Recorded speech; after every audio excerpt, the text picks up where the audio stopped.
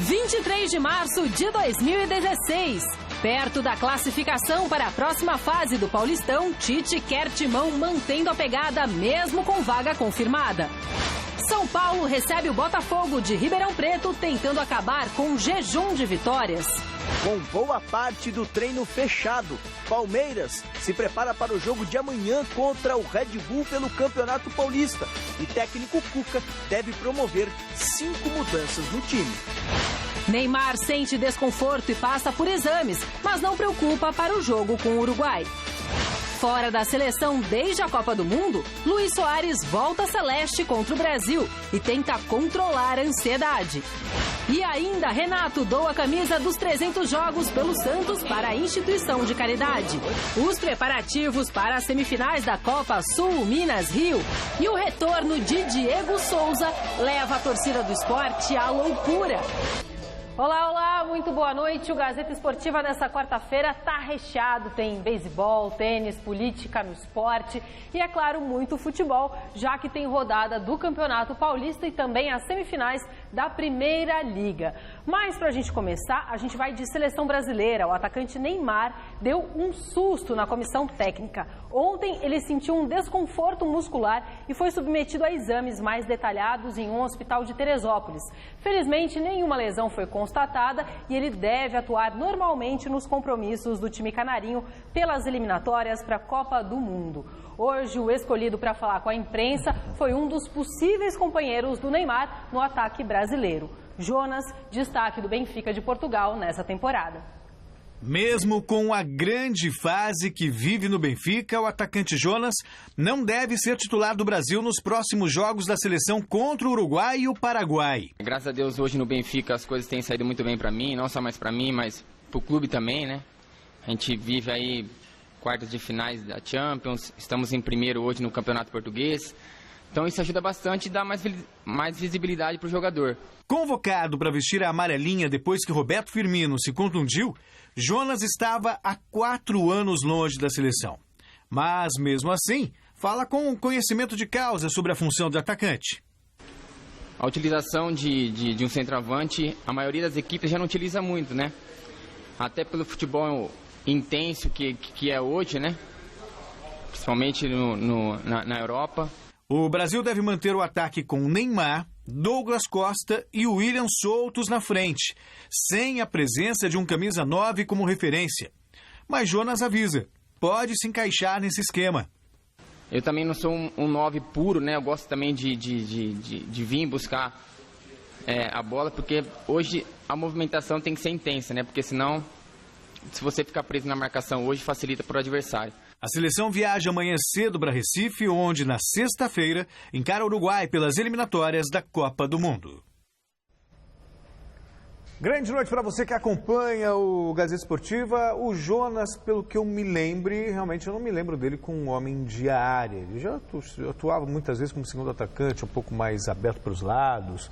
Enfim, mas é um goleador, é um jogador que vive um bom momento no Benfica, um dos principais artilheiros na Europa na temporada. Chegou a ser o maior artilheiro da temporada na Europa e chega à seleção pelo que está fazendo. Eu ouvi outro dia alguém comentando, mas o Jonas, poxa vida, o Jonas agora na seleção brasileira, seleção para mim tem a ver com um momento. Não importa a idade, não importa onde está jogando. A seleção para mim são os melhores à disposição de um comandante, de um treinador.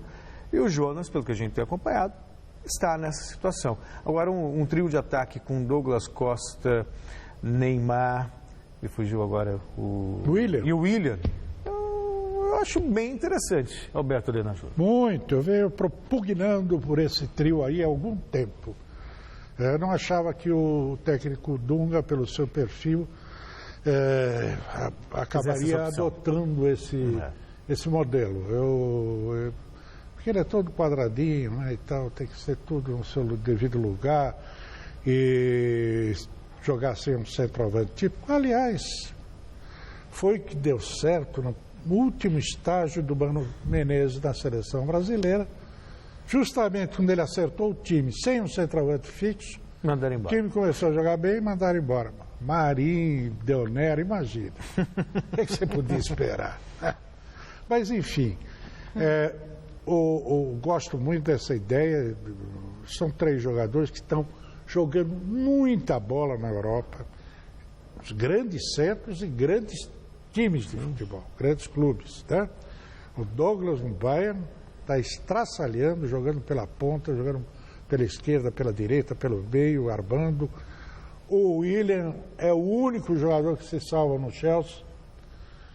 E marca, ataca, vem, e fazendo gols agora. Faz gol, bate falta maravilhosamente bem.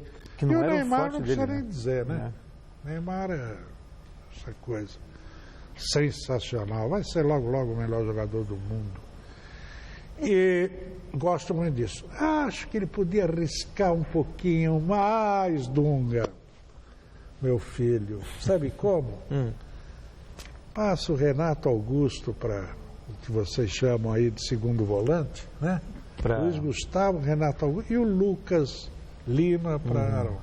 Você aí teria um quinteto, né?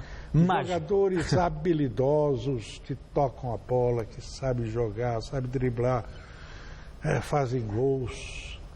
Tudo isso que é o que o Brasil precisa. E seria um reencontro com a nossa própria característica de jogar futebol, que já está abandonada há muitos anos, né? Bom, o Dunga, o Dunga gaúcho como que ele gosta muito de uma retranca, era volante marcador. Ele, quando faz uma colocação dessa, deve pensar, e quem marca nesse time? É isso que deve ficar passando na cabeça dele. Sempre essa cabeça. E quem marca nesse time? Mas aí é que tá. Você quer ver uma coisa? Aí isso não é só ele, não. Você pega aí um monte de comentarista e tal. Mas e quem marca nesse time? Esses mesmos vivem dizendo que o futebol moderno, entre aspas, todos devem marcar. Exatamente. Ora, se todos devem marcar, você não precisa ter um especialista para marcação. Quer dizer, você tem um, que é o volante propriamente dito. Para proteger mais a zaga? Talvez, se for o caso e tal, mas todo mundo marca, não precisa ter. E se o Dunga é gaúcho, o Tite aqui também, o Falcão não é gaúcho, mas fez a carreira dele toda praticamente é um gaúcho por adoção. E são extremamente opostos. Né?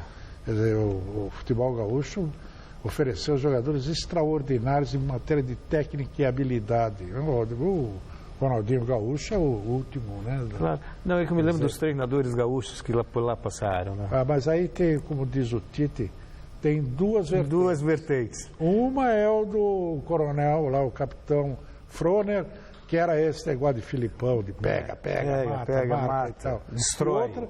Outra era do Enio Andrade, que foi um jogador extraordinário, meio armador, e que gostava de um futebol mais solto, mais leve, mais ofensivo e tal. Eu diria que o Dunga está mais para lá do que para cá. O Dunga é mais Froner e o Tite é mais... É isso aí. Como ele próprio se autodenomina, né? Mas Enio Andrade.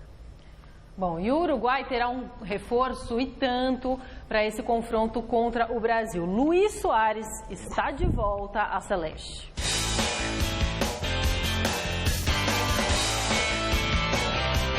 Após 1 ano e 9 meses, Luizito Soares está de volta à seleção do Uruguai.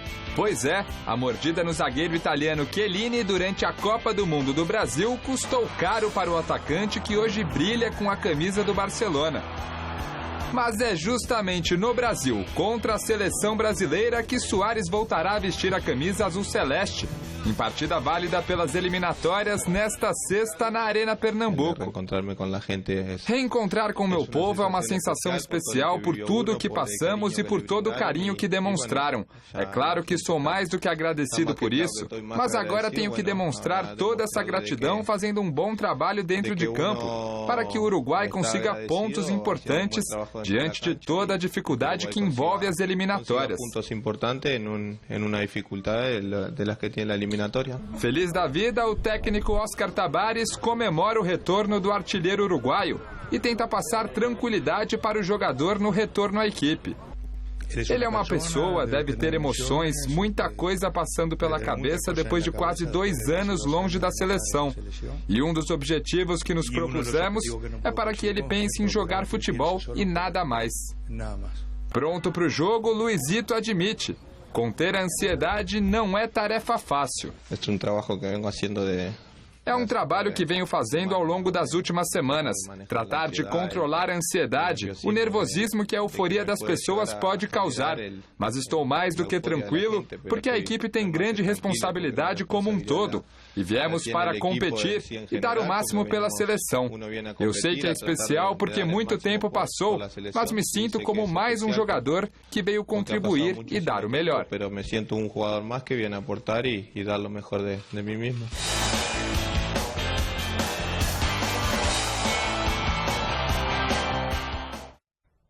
Um golaço. O tempo nos ensina tanto, em várias situações. Você acredita numa coisa, depois vem o tempo e te dá uma bordoada mostrando outra coisa. O Luis Soares, na Copa do Mundo de 2014, depois dessa mordida, para mim eu imaginei que fosse o fim do Soares, sinceramente. Pela imagem arranhada, pela postura, nada, sem qualquer ética, sem qualquer, sabe, totalmente... Profissionalismo? Exato. Então eu imaginava que era o fim, que ele fosse mandado embora do Liverpool, blá. De repente surge o Barcelona, com ele ainda suspenso, e o contrata. Eu confesso que eu fiquei surpreso, por conta do estilo, né? Ele é um jogador bom, aguerrido, mas totalmente indisciplinado. De repente ele voltou a jogar no Barcelona, com o Messi e com o Neymar jogando fino na bola, e volta ao Uruguai com status de estrela, eu não diria inabalável, eu acho que o status dele, o prestígio dele é muito maior hoje. E pode, se o Brasil não tomar cuidado, fazer um baita estrago na seleção na sexta-feira. Mas ele sempre foi um excelente atacante. É um desses que não são exatamente centroavante, né? Típico, aquele cara de ficar lá plantado dentro da área, aquele cone que os caras gostam aí, que chamam de referência. Referência de quê? Isso é que eu não entendi.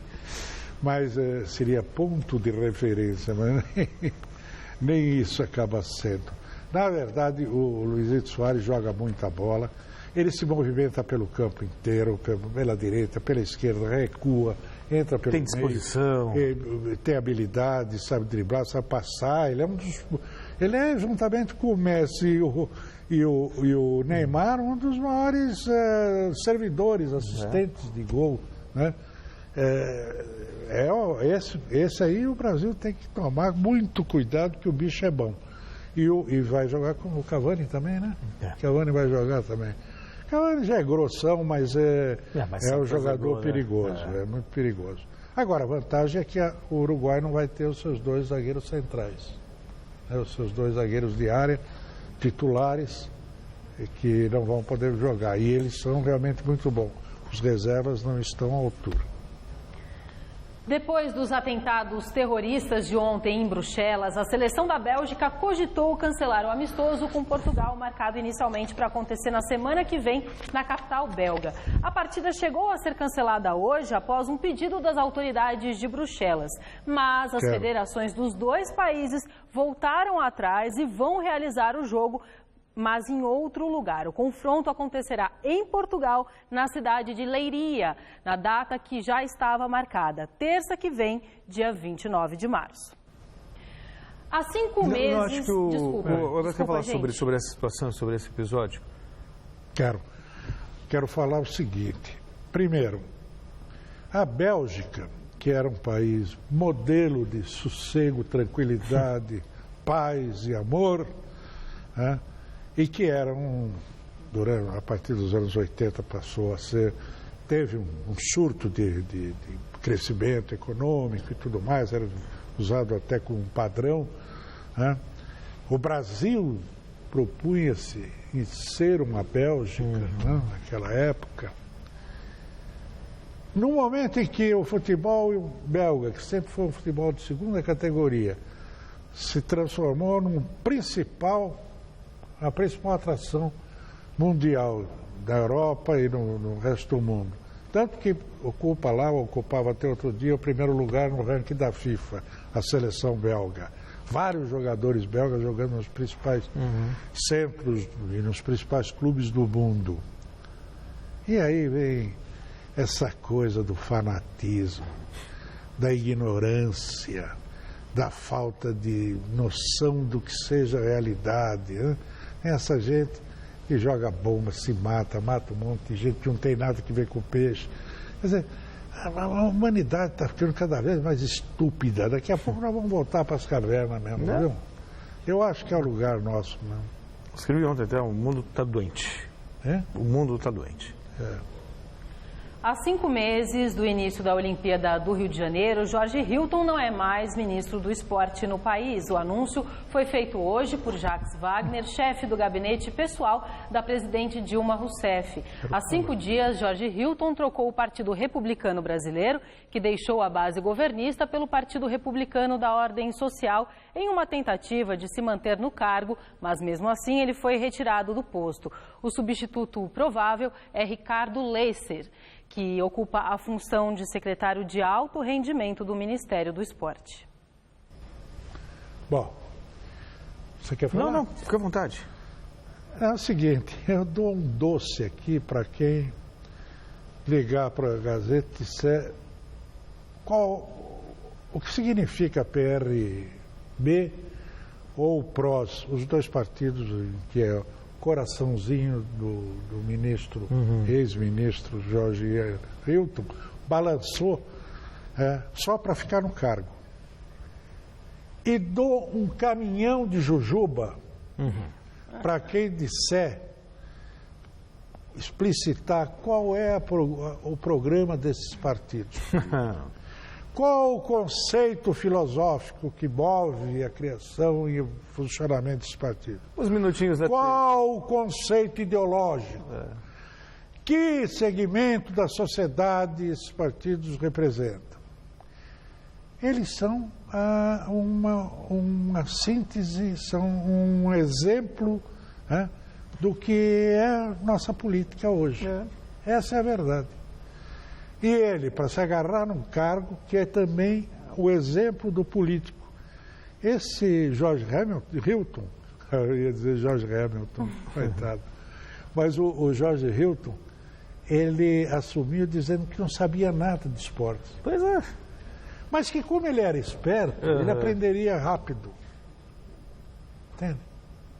Ele não aprendeu, não devia ter sido nem convocado pela presidente, que comete o engano atrás do outro, e nem deveria ter aceito, que não era do ramo, mas o poder... Alberto, é isso que eu vivo cobrando, e na verdade é um mal do país, é um mal dos clubes de futebol. Não existe... A pessoa não assume um cargo pela questão técnica, pelo conhecimento técnico, mas por questões políticas. Está aí o exemplo no Ministério dos Esportes, está aí também o exemplo dos clubes de futebol. São lá empossados diretores, aí perguntam para ele, o que você sabe de futebol? Qual a sua experiência com futebol? Você imagina que ele fez MBA em Boston, fez mestrado, enfim, na Sorbonne. O cara é um torcedor, que na verdade só está lá por questões, por influências políticas e porque vai compor a chapa tal para a próxima eleição. Então, é no clube de futebol, é no país, é só politicagem barata e ninguém entende do riscado. E a criação desses partidos, obviamente, eu não vou ganhar o caminhão de jujuba, né? Mas para mim fica muito claro, é para vender minuto na televisão, um minutinho na TV, no programa eleitoral sai caro, dá para conseguir bons acordos negociando e criando partidos. A histórica visita do presidente Barack Obama a Cuba teve também tempo para o esporte. Antes de seguir viagem para a Argentina, o presidente dos Estados Unidos assistiu ao lado do presidente cubano Raul Castro a uma partida de beisebol entre a seleção de Cuba e o Tampa Bay Rays da Flórida. O jogo aconteceu no estádio latino-americano em Havana e teve 1 minuto de silêncio em homenagem às vítimas do atentado em Bruxelas. O confronto foi vencido pelo time dos Estados Unidos por 4-1 e terminou com os atletas trocando camisas. A última vez que um time americano jogou em Cuba tinha sido em 1999. O beisebol é o esporte mais popular na ilha caribenha. Tênis. Depois de entrar em uma polêmica sobre diferenças de premiações entre homens e mulheres e defender que os tenistas masculinos ganhassem mais por atrair mais espectadores, o sérvio Novak Djokovic utilizou as redes sociais nesta terça-feira para se desculpar e tentar explicar o que ele quis dizer. Após Raymond Moore, diretor executivo de Indian Wells, deixar o cargo por conta do que disse no último domingo, quando afirmou que o tênis feminino vive do sucesso do masculino e que as mulheres deveriam agradecer os homens, Novak Djokovic também se manifestou. O atual campeão do torneio da Califórnia e número 1 do mundo aumentou a polêmica no próprio domingo, quando deu a entender que os homens merecem premiações maiores do que as mulheres. Criticado pela mídia e até mesmo pela tenista norte-americana Serena Williams, Djoko se manifestou em uma rede social para se desculpar e esclarecer o que disse. Em um dos trechos do post, o sérvio afirma: "Isso nunca foi uma questão de batalha entre gêneros e diferenças de pagamento, mas na forma como todos os jogadores são recompensados pelo seu jogo e pelo seu esforço. O tênis é um esporte que eu amo e que me deu a oportunidade de ajudar os outros que ainda têm um longo caminho a percorrer para alcançar os seus sonhos. Esta foi a minha visão o tempo todo e eu peço desculpas a qualquer pessoa que tenha entendido de forma equivocada", escreveu Novak. Acompanhe o Gazeta Esportiva nas redes sociais. Nosso endereço no Twitter é twitter.com/Gazeta Esportiva. No Facebook, Gazeta Esportiva. E para rever os programas, acesse o site da TV Gazeta. O endereço é tvgazeta.com.br. Recados? Não? Não. Não e não. Tá bom, já entendi. Sem jujubas hoje. Hoje à noite a bola rola também pelas semifinais da Copa Sul Minas Rio. Sem o Maracanã fechado para as obras das Olimpíadas, o Fluminense recebe o Inter em Brasília e o Flamengo encara o Atlético Paranaense em Juiz de Fora. Os jogos serão disputados em partida única e, em caso de empate, a decisão irá para os pênaltis. Depois do clássico contra o Fluminense disputado no Pacaembu nesse último domingo, o rubro-negro carioca está completamente focado para o primeiro jogo de vida ou morte do time no ano. A semifinal da Primeira Liga logo mais às 9h30 contra o Atlético Paranaense em Juiz de Fora. Mais um jogo difícil, mais um jogo importante para o Flamengo. É sempre bom estar disputando finais, então a gente sabe que outra semifinal agora contra uma grande equipe com o Atlético Paranaense. É impor como a gente tem feito nos jogos, tentando buscar o melhor para que a gente consiga essa vaga inédita aí na primeira vez na competição e na primeira final também.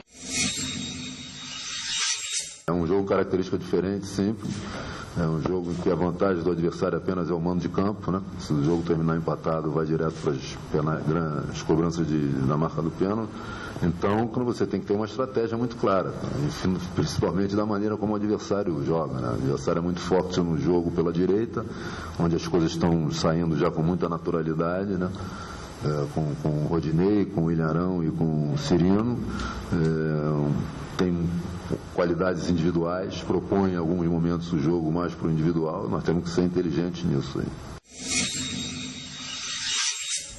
Na outra semifinal da competição, o Fluminense se prepara para enfrentar o Internacional daqui a pouco às 7h15 no estádio Mané Garrincha. Levir Coupe, técnico do tricolor carioca, acredita que as duas equipes ainda não estão prontas para uma decisão. Sendo assim, o jogo terá alternâncias no placar. Eu espero altos e baixos, assim, eu espero bons momentos, porque a qualidade técnica do elenco é muito boa, mas a qualidade de conjunto não é boa. Então a gente pode alternar de um jogo para outro, fazer um jogaço, alguma coisa assim, justamente pela qualidade dos jogadores e não pela força do conjunto. Então a minha ideia é lutar em cima disso, né, e brigar por resultados, porque é como você falou, vencendo o jogo, final, já vai para uma final. Então, mas não é só o Fluminense que sofre disso, a maioria dos clubes brasileiros sofrem assim, né? Já no Internacional, o problema do técnico Argel são os desfalques. Alisson e Rodrigo Dourado estão nas seleções principal e olímpica, respectivamente, e o zagueiro Paulão está suspenso. Claro que a gente tem 3 jogadores importantes que não estão à disposição para essa partida, Mas eu tenho confiança total nos jogadores que vão entrar, vão dar conta do recado. Esperamos sim fazer uma grande partida, fazer um bom jogo e principalmente ganhar. A vitória nos leva à final do campeonato, que é o nosso objetivo, que é o que a gente quer. Essa Primeira Liga não foi o sucesso que se imaginava, mas é um passo indiscutível para a profissionalização do futebol brasileiro. Essa Primeira Liga, ela, do ponto de vista econômico, financeiro, ela foi um sucesso. Basta dizer, comparado com os regionais. Exatamente. É isso que não entra na minha cabeça, que os caras não veem que esses regionais aí não estão funcionando. Não existe, não tem sentido, não é para... É uma coisa anacrônica, velha, acabada, antiga. Pô, chega! Faz um mês aí de um grande mata-mata, tipo Copa e tal, entre os clubes de cada estado e... Depois vai para os campeonatos nacionais em divisões fortes. Exatamente. Né? Agora, como foi montada essa Primeira Liga, ela só atrapalhou os clubes, a vida dos clubes, porque é muito jogo e, sabe... É regional, é Primeira Liga. Exatamente, começa a cair treinador agora, Argel aí está na marca do pênalti. Aliás, Argel, engraçado, né, que a inversão que se deu no Sul, você agora mesmo estava falando dos treinadores gaúchos. O Argel é um típico treinador da linha, né, da escola do Froner, quer dizer, Filipão, essa coisa, que ele pega, mata, xinga, bate. E o Roger Machado é exatamente o oposto. Exatamente. Só que estão em sinais invertidos, né? Porque o Grêmio, que era o time guerreiro, de marcação, o Internacional era o time de futebol mais elegante, mais bonito e tal. E, no entanto, tem cada treinador. O Roger é que devia ser do Internacional e o Argel do Grêmio. Mas acho que o torcedor gremista não quer o Argel, não, viu? Acho que deve estar satisfeito. Também não vai querer. Não vai querer, não. Deixa lá. Bom, e o Fluminense vai para essa partida com a confirmação de perda de um importante jogador para o restante da temporada. Diego Souza rompeu com o tricolor carioca e voltou para o Sport, onde foi recepcionado por centenas de torcedores do rubro-negro pernambucano. Foi uma solicitação dele, foi um pedido que aconteceu, que ele veio através de nós solicitar essa transferência dele para o Sport. O clube repensou e acabou acatando essa solicitação do atleta. Souza com a expectativa para o retorno. Para o atleta, os torcedores estão eufóricos. Eu nunca trabalhei com o Diego, então eu não sei exatamente como ele é. E ele também não sabe como eu sou. Então foi um tempo muito rápido assim. Foi uma decisão pessoal, mas eu achei ótima. Porque foi da maneira que eu acho que deve ser. Quando você não está feliz assim no lugar, é muito melhor você chegar e ser franco com as pessoas e dizer, olha, eu quero ir para lá, quero ir para outro lugar. É muito ruim quando o jogador não está feliz no lugar e permanece. Então, achei que ele tomou a decisão, tomara que ele tenha tomado a decisão correta.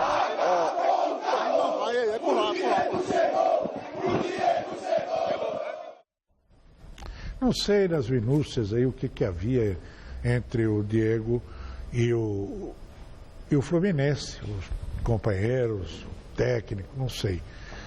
Mas acho estranho essa volta dele. Embora deva dar os parabéns, você escolheu o melhor caminho para ele. Onde ele se sinta mais à vontade, onde se sente bem.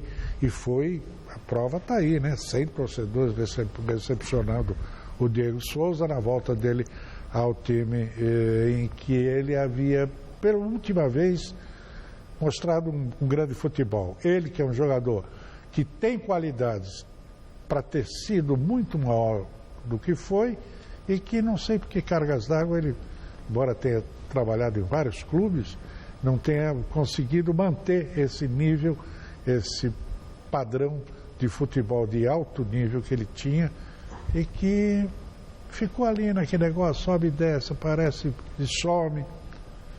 Boa sorte pro Diego, merece. Campeonato Paulista, 11ª rodada, já teve um confronto na semana passada, quando o Santos bateu o 15 de Piracicaba por 1-0. Nesse momento, o Oeste recebe o Capivariano em Itápolis e a partida está em 1-1. Daqui a pouquinho tem mais bola rolando. Às 7h30, o Grêmio Osasco Audax recebe o Linense. No mesmo horário, a Ponte Preta pega o Mojimirim e o Rio Claro visita o Ituano. Às 8h é a vez do São Bento enfrentar a Ferroviária em Sorocaba. Um pouquinho mais tarde, às 9h, o Corinthians encara o São Bernardo no ABC Paulista. E às 9h45, o São Paulo recebe o Botafogo de Ribeirão Preto no Pacaembu. Mais 2 partidas nesta quinta-feira fecham a rodada. 8h30, o Palmeiras encara o Red Bull Brasil no Paulo Machado de Carvalho. E às 9h30, o Novo Horizontino recebe o Água Santa.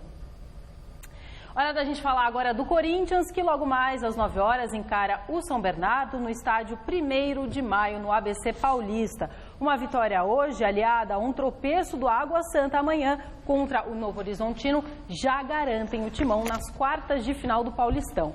E pensar na classificação antecipada pode ser importante para o clube se desvencilhar dos problemas envolvendo a Arena em Itaquera. Foi uma véspera de partida com um ambiente diferente no CT Joaquim Gravo, em que o noticiário político suplantou o que acontecia no treino. E de muita expectativa para as palavras de Tite a respeito da prisão do vice-presidente do clube, envolvido na Operação Lava Jato.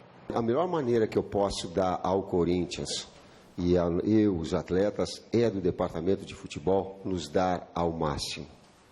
Nos prestar ao máximo, fazer o nosso trabalho focado ao máximo, justamente para dar ao Corinthians o devido valor e o devido respeito que ele nos merece. Eu não tenho condições de fazer avaliações fora isso. Eu não tenho gama de conhecimentos para isso.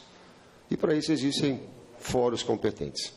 A partida de logo mais acontece no estádio 1º de maio. Um estádio que tem relação com o movimento sindical e também o ex-presidente Lula. Afinal, ali ocorreram grandes comícios pedindo a abertura política no final dos anos 70. E para o jogo no ABC Paulista, técnico Tite vai levar o que tem de melhor. É o que inicia, sim, mas o ideal eu digo assim, é a competição dentro do campo que vai mostrar. Luca bem e Romero bem, fazendo o gol dos dois. Só para dar um exemplo, né, dessa situação. E o que é bom, o que é legal. Cássio, Fagner, Felipe, Iago e Wendel. Bruno Henrique, Giovanni Augusto, Rodriguinho, Guilherme e Luca. E André no comando do ataque. Esse é o time que vai a São Bernardo em busca da classificação antecipada no Paulistão. Mas Tite faz uma ressalva. Eu não acredito em tu dizer assim, ó, agora solta a confiança, depois tu pega de novo. Agora solta o elástico, depois tu pega de novo. O futebol, a vida não é assim. Quanto melhor está, aproveita o teu momento. Cresce, evolui, te consolida. Depois tu vai cair, tu vai ter que retomar de novo. Mas não dá para soltar e pegar a hora que quer. Não vai. Pega agora. É ruim classificar com antecedência? É bom. Por isso que eu quero. É justamente por isso. Tem que antecipar. Só que daí não refresca, não. Continua cobrando. Acho que entendi muito bem o que o Tite... Aliás, é uma postura que, em alguns momentos, guardadas as devidas proporções, outro esporte, outra modalidade, mas que o Bernardinho fazia com a seleção de vôlei. Sim. Que ia ganhando tudo e ele tinha que manter a motivação dos atletas para continuar vencendo. Não é muito diferente com o Barcelona também e tal. E o Tite, ele tem destacado isso. Em primeiro lugar, ninguém imaginava que o Corinthians poderia ir tão bem na temporada. Esse é o fato, não tem jeito. Nós, perdeu inclusive, né? Perdeu 8 titulares, sabe? Jogando o fino da bola, ganhando um campeonato brasileiro. E a gente sabe que futebol não tem mágica, entrosamento, é sequência. E o Tite tinha que retomar tudo isso. E aí eu acho que tem o mérito, Tite. Não adianta, e às vezes a gente ouve o absurdo de que treinador não ganha jogo. O que ele fez? Ele manteve a base que ficou, os jogadores que não estavam entre os titulares, mas que conheciam a filosofia de trabalho dele. Ou seja, apesar da perda de qualidade, que senão eles seriam os titulares que ganhariam o campeonato ano passado, mas eles sabiam a maneira de o Corinthians jogar, como o Tite gostava. Então, o esquema de jogo plano, tático, não houve alteração. E aí os jogadores que foram chegando, ele foi soltando para assimilar, para conhecer o esquema. E hoje você vê um Corinthians muito parecido com aquele que ganhou o Campeonato Brasileiro, apesar das peças serem totalmente diferentes. E o resultado a gente está vendo aí, um Corinthians bem na Libertadores e um Corinthians que tem a melhor campanha no Campeonato Paulista, de maneira surpreendente. Sinceramente, o Tite merece um busto lá no Parque São Jorge depois que ele sair de lá. Ou já, ou em atividade, né? Inclusive porque você não tem nesse elenco do Corinthians, mesmo com os jovens, os novos contratados, tem uma grande estrela. Não. Se você fizer agora aqui, de cabeça, uma seleção brasileira, os jogadores que só jogam aqui no Brasil, brasileiros que jogam no Brasil... Dificilmente você vai ter um do Corinthians. Você vai ter no máximo Cássio, que pode ser que é o jogador mais aclamado no Corinthians, o goleiro, que é um belo goleiro. E o Elias se estivesse jogando? Não, talvez, mas não teria mais do que isso. E é o campeão brasileiro. E é o time que está em primeiro lugar no campeonato mais difícil dentre os estaduais. Enfim, isso realmente é a mão do treinador, não resta dúvida. Agora, com relação ao resto, Corinthians, estádio... Lava Jato, propina... Engraçado, né? O título que deram para essa operação. Operação Xepa. Xepa. Tradução é Operação Fim de Feira. Vamos ver o que vai dar isso aí, hein? Não, e detalhes de como a obra foi ficando mais cara, né? Cada vez mais cara. Aliás, não só no estado do Corinthians, de tantos outros estados. Né? Isso aí todo mundo sabia. Quando você anunciou que ia ter Copa do Mundo no Brasil, todo mundo sabia que esses estádios iam ser super faturados, que ia rolar um duto gigantesco de propina e tudo mais. Isso é pedra cantada, cara. Não tem... Fala, Anitta. Quer que eu fale? Vamos lá para a feira, tô brincando. Agora a gente vai lá para o Palmeiras, que faz os últimos ajustes para o duelo de amanhã contra o Red Bull no estádio do Pacaembu. Por isso a gente vai conversar agora ao vivo com o repórter Felipe Esboril, que acompanhou o treino dessa quarta-feira. Boa noite, querido Esboril.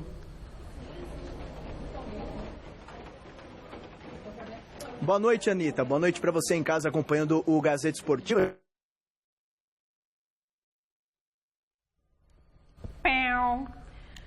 Chama a sonora que o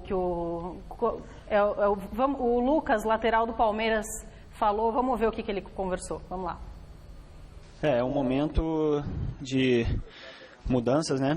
Saiu um treinador, entrou outro. E ele está tentando achar a melhor maneira do time encaixar. Eu acho que quando acontece isso, é mais uma oportunidade para todos nós. Todos que ele coloca em campo, é uma oportunidade a mais para mostrar o trabalho, para ele achar as peças que ele considera ideal para conseguir montar o time com a cara dele. Então, é uma oportunidade para mim e para nós todos. Eu confesso que estou não só decepcionado, digo decepcionado porque eu esperava um Palmeiras muito melhor nessa temporada. É difícil compreender o que está acontecendo, porque imaginava-se que a partir... Considero alguns erros, até hoje eu não entendo muito a demissão do Marcelo, como não entendi também a demissão do Oswaldo Oliveira. E aí começam a surgir as especulações. É porque fulano não fala com ciclano, porque ciclano não fala com Beltrano, como se isso justificasse, se o ambiente ruim entre os jogadores justificasse a má campanha ou a situação ruim. Pode até ser, realmente, se você tem um bom ambiente, as coisas funcionam muito melhor se você tem um ambiente ruim. Mas não sei se serve de desculpa realmente, porque a gente tem outros exemplos também de elencos que não se davam bem e foram campeões do próprio Palmeiras. Antônio Carlos que brigava com o Edmundo e saía na mão, o Corinthians, o Rincon com o Marcelinho com o Edilson, que não podiam se ver, senão saía. E isso não impediu do Palmeiras, aquele Palmeiras Antônio Carlos ser campeão, do Corinthians ser campeão em 2000. Quer dizer, então, quando as coisas não vão bem, surge tudo que possa justificar. Mas não sei se essa é a real explicação, Alberto. Eu acho que basicamente tudo interfere. Está num lugarzinho gostoso, hein? Tá vendo agora? Bucólico, fim de tarde. Tá um cheirinho pode gostoso. trazer um chazinho aí e tal, né? Parece lá a sua casa, né, Alberto? Parece gostosinho. Parece lá a minha casa, tem um regato. Obrigado pelo convite. Estou me sentindo em casa, Alberto. Muito obrigado. Agora, o seguinte, o que realmente eu acho que falta no Palmeiras... Bom, houve essas mudanças todas, chegaram muitos jogadores. Aproveitando esse cenário bucólico, eu vou ficar assim agora. Eu tenho a impressão que o que falta é o que sobra no Corinthians. Confiança. Eu ouvi o Romero falando depois do jogo aí, que ele... como é que foi essa seu renascimento pro futebol e tal? Porque ele estava lá na marca do pênalti, de repente voltou a fazer o gol e tal. Ele disse, confiança, o treinador passa confiança e a gente consegue desenvolver o futebol da gente. E o Palmeiras é exatamente o contrário. Você sente no jogador do Palmeiras que ele tem, que a bola queima no pé. Que ele não tem coragem de arriscar, de fazer uma jogada. Então, o zagueiro nem pensar em parar uma bola, dar se livrar do atacante, a marcação e tocar a bola para o meio. Lembrar o que aconteceu com o Leandro Almeida, né? Que tentou fazer uma coisa, errou e foi queimado. Então fica aí, o zagueirão tem que dar um chutão para frente para se livrar do perigo. Os meias ficam vendo a bola passar por cima. Quando vem, cai no pé dele, eles tentam logo o atalho do passe em profundidade, aquele passe junto com o zagueiro, que é mais fácil para o zagueiro do que para o atacante. E a bola volta e aí recomeça toda a nhanha. Então eu acho que, basicamente, o que está faltando no Corinthians, acho que o Cuca tem que trabalhar muito, além de mexer no time, né, é a confiança. E dá um tempo para esse menino, porque o Campeonato Paulista não vale nada, meu Deus do céu. É um campeonatozinho de churrasco, ali atrás. Churrasco foi. Depois ali atrás tem uma churrasqueira, depois tem um campinho. É ali que se disputa o Campeonato Paulista. Então, é preciso aproveitar isso aí para montar o time. Claro. A torcida precisa ter paciência, a diretoria, o treinador, os jogadores. Tem que entender, mesmo porque chegaram muitos jogadores novos. Então você tem aí um Eric que precisa jogar. O Regis. Você tem um Regis que precisa jogar. O Moisés está machucado, não pode, mas enfim. O Jean precisa jogar. Foram contratados jogadores de qualidade que precisam jogar para ir adquirir ritmo, entrosamento com os companheiros e tal. E ganhar confiança. E ganhar confiança, e ganhando confiança vai ganhar jogo. Claro. Bom, saindo ali do clima campestre, voltamos para a cidade, não é aqui que eu estou aqui em pé, né? 6 jogos nesse meio de semana, as atenções do Santos se voltam para o clássico de domingo contra o São Paulo na Vila Belmiro. E com espaço na agenda dos jogadores, o volante Renato aproveitou o tempo livre para participar de uma causa muito importante. Acompanhe aí na reportagem do Osmar Garrafa.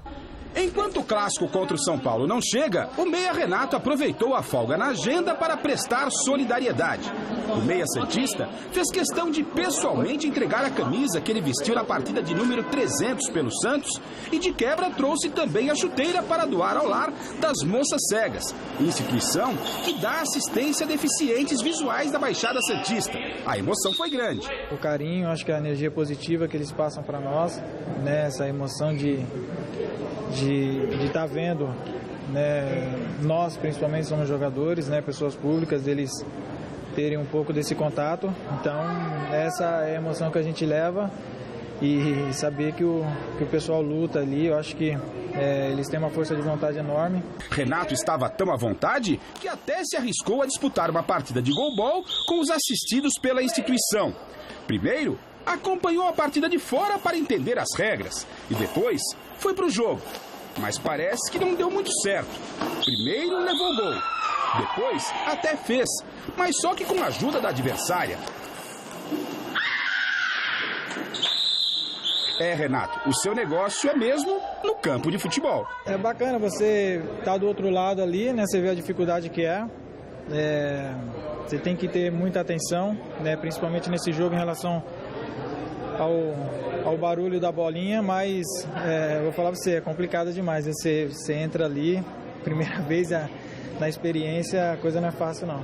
Em meio à confraternização, houve tempo também para falar do clássico do final de semana contra o São Paulo aqui na Baixada, quando o Santos vai enfrentar o tricolor sem pelo menos 5 de seus titulares. É difícil, né? Todo clássico é complicado, né? A gente sabe que, apesar do São Paulo não estar na melhor fase, mas os clássicos, às vezes a superação, né? E a dedicação para vencer, para você ter mais confiança, isso aumenta. A gente sabe que uma hora ou outra a gente poderia perder algum jogador, ou por convocação, né, ou por lesão, por cartão, mas eu acho que quem entrar vai tentar fazer o melhor, manter o nível da equipe e o mais importante é a gente jogando em casa sair com esses 3 pontos. Sem vencer a 5 jogos entre Campeonato Paulista e Libertadores, o São Paulo enfrenta nessa noite o Botafogo de Ribeirão Preto no estádio do Pacaembu. Precisando dos 3 pontos para não se complicar na tabela, o técnico Edgardo Balsa vai mudar a formação da equipe, colocando os meias Daniel e Ganso como forma de dar mais criatividade para o time. Daniel, aliás, falou sobre o momento do clube e admitiu que o que está faltando para a equipe é fazer gols. Apesar da gente ter deixado escapar algumas vitórias, o pessoal da zaga que joga mais atrás tem dado muita confiança para a gente ali na frente, segurança também para que a gente possa estar arriscando e tentando armar as jogadas. Temos jogado bem também nos últimos jogos, acho que a gente controlou a maior parte do tempo da partida.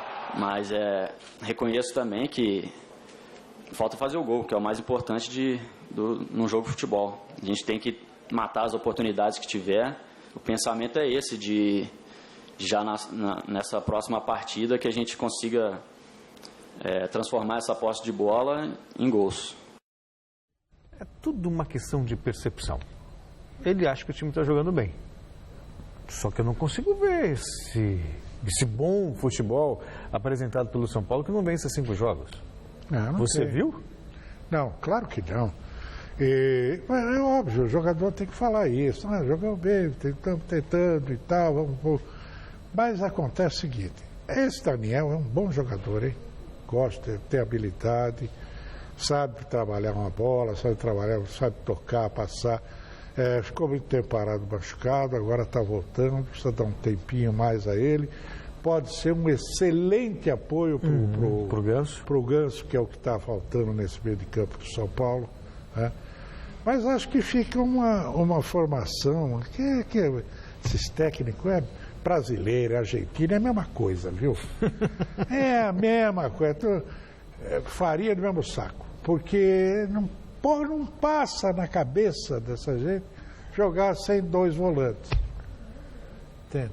E com isso você forma um time em que você reforça aqui e fica faltando lá na frente. Não faz gol porque não tem gente suficiente na frente e competente, porque esse galera aqui é entre nós, né?